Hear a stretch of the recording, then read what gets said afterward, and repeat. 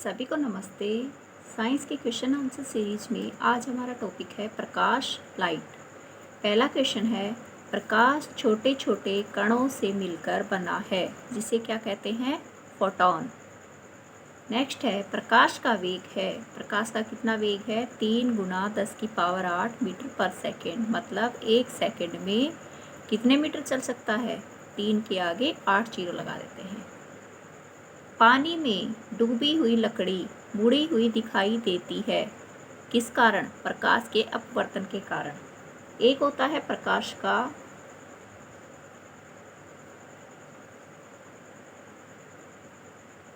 परावर्तन। उसमें क्या होता है कि प्रकाश किसी सतह से टकरा के वापस चला जाता है। जैसे शीशे से टकरा के वापस आता है ना, तो उसे बोलते हैं परावर्तन।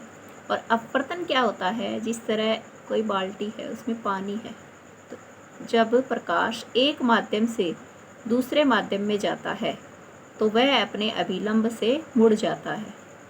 मान लो इस बाल्टी में पानी है, ठीक है, तो यहाँ माध्यम क्या था? हवा था। अब पानी में गया तो उसका माध्यम क्या हो गया? दूसरा हो गया, ठीक है। तो वह अपनी दिशा से थोड़ा भटक जाता है, ठीक है।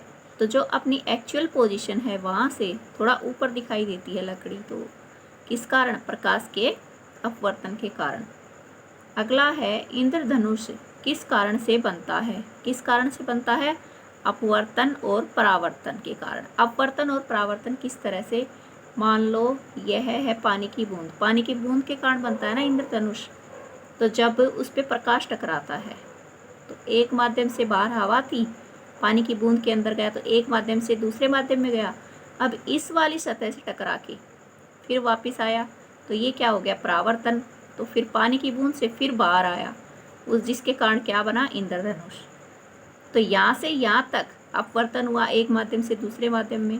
फिर इस सतह से टकरा के वापस आया, तो टकरा के वापस आना होता है परावर्तन। और फिर बूंद से पानी से बाहर आया, फिर से अपवर्तन। तो इंद्रधनुष का कारण क्या है? अपवर्तन और परावर्तन। अगला क्वेश्चन है, किसके कारण आकाश नीला दिखाई पड़ता है? किसके कारण? प्रकीर्णन के कारण। प्रकीर्णन क्या होता है?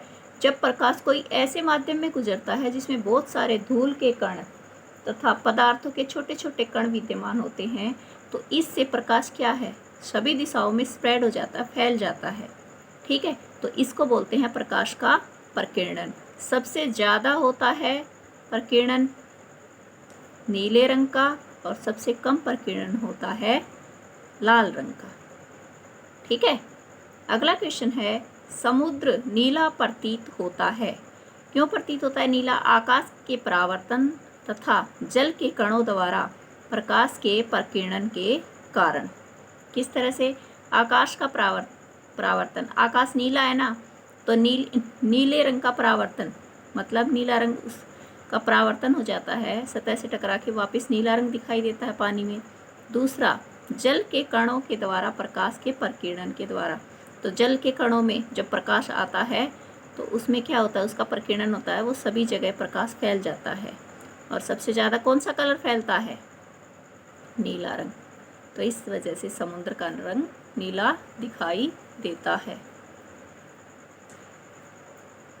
वाहन पीछे से आने वाली वस्तुओं को देखने के लिए किसका प्रयोग करते हैं? किसका प्रयोग करते हैं? उत्तल दर्पण का। उत्तल दर्पण कैसा होता है? ऐसा होता है, बाहर की तरफ ऐसे, ठीक है। तो इस वजह से क्या होगा? ज़्यादा एरिया दिखाई देता है ना, छोटे से जगह में ज़्यादा एरिया दिखाई देता है। तो इसलिए पीछे से आने वाली वस्तु को देखने के लिए उत्तल दर्पण का प्रयोग करते हैं। रोगियों के दांत देखने में करते हैं अवतल दर्पण का प्रयोग। अवतल दर्पण का क्या काम होता है? यह हमेशा जो कोई वस्तु होती है उससे जो उसका प्रतिबिंब है उसे क्या बनाता है? ये बड़ा बनाता है। तो दांत मान लो छोटी सी चीज़ है और इस दर्पण में थोड़ा बड़ा दिखेगा ना, तो उसको ध्यान से डॉक्टर देख सकेगा कि कहाँ बीमारी है। तो इसलिए हम डॉक्टर अवतल दर्पण का प्रयोग करते हैं। अगला क्वेश्चन है, दर्पण सूत्र क्या है? दर्पण सूत्र क्या है? अब एक दर्पण ले लेते हैं। मान लो ये अपना दर्पण है, इधर से ये ऐसे करने का मतलब इधर से पॉलिश हो रखा है और इधर से हम देखते हैं। तो अवतल दर्पण सूत्र में यहाँ कोई वस्तु रखी है, तो जो ये वाली चीज है u क्या है, या जो दर्पण से वस्तु की दूरी। अब यहाँ उसका क्या बन गया, प्रतिबिंब बन गया। तो जो ये v हो गया किसकी, प्रतिबिंब की दूरी। और f क्या होता है, जहाँ ऐसे मुड़ा हो और जहाँ इसका फोकस बनता है ना, तो ये इसकी फोकस दूरी होती है। ठीक है। अगला है किसी वस्तु का प्रतिबिंब मनुष्य की आँख में से कहाँ बनता है, रेटिना पर। और जो किस तरह का होता है नेचर में, वास्तविक, उल्टा और छोटा, रियल और स्मॉल इमेज बनती है। और क्या होता है, उल्टा होता है। हमेशा याद रखना, वास्तविक के साथ उल्टा आएगा और आभासी के साथ सीधा प्रतिबिंब। ठीक है। फिर अगला क्वेश्चन है, एक वस्तु दो समानांतर समतल दर्पणों के बीच रखी जाती है तो बने प्रतिबिंबों की संख्या क्या होगी, अनंत होगी। अब हम प्रतिबिंब निकालने का सूत्र देखते हैं, वो होता है 360/थीटा। पहले तो इसको निकालते हैं। यदि ये 360/थीटा की वैल्यू क्या आ जाए, सम आ जाए, मतलब 2, 4, 6 इस तरह से आ जाए, तो फॉर्मूला क्या होगा, 360/थीटा घटा 1। और जब ये 360/थीटा की वैल्यू विषम आ जाए, मतलब 1, 3, 5, 7 इस तरह से, तो प्रतिबिंबों की संख्या 360/थीटा ही रहेगी। अब यहाँ पे क्वेश्चन क्या है कि एक वस्तु दो समानांतर दर्पणों के बीच रखी जाती है, मतलब ऐसे है दोनों दर्पण, उनके बीच में रखी जाती है, तो समानांतर हैं एक दूसरे के, तो इस तरह से होंगे, तो उनके बीच में कोई कोण तो बन ही रहा, समानांतर है तो उनके बीच में कोण कितना होगा, 0 डिग्री। तो मतलब 360/0।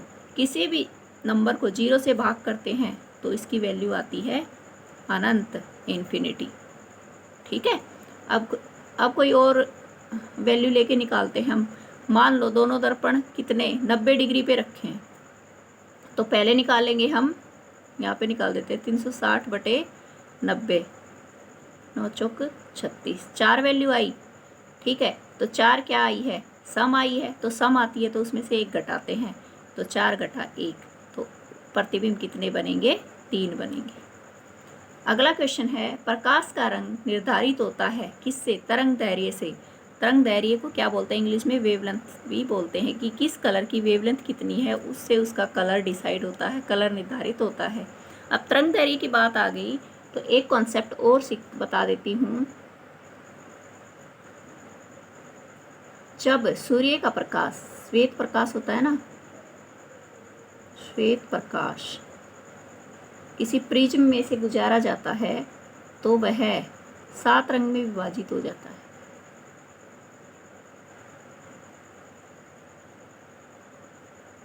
एक, 2, 3, 4, 5, 6, 7 रंग में भी विभाजित हो जाता है। और किस तरह से है,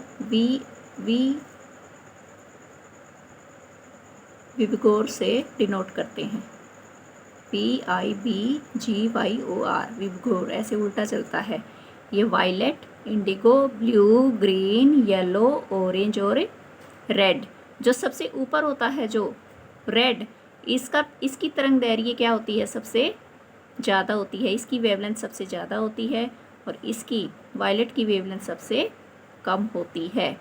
और जो ये प्रोसेस होता है इस तरह से 7 रंगों में कलर, श्वेत प्रकाश का विभाजन होना, इसे बोलते हैं प्रकाश का वर्ण विक्षेपण।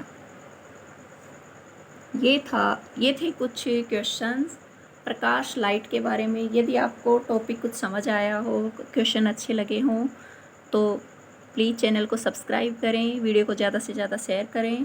Thank you.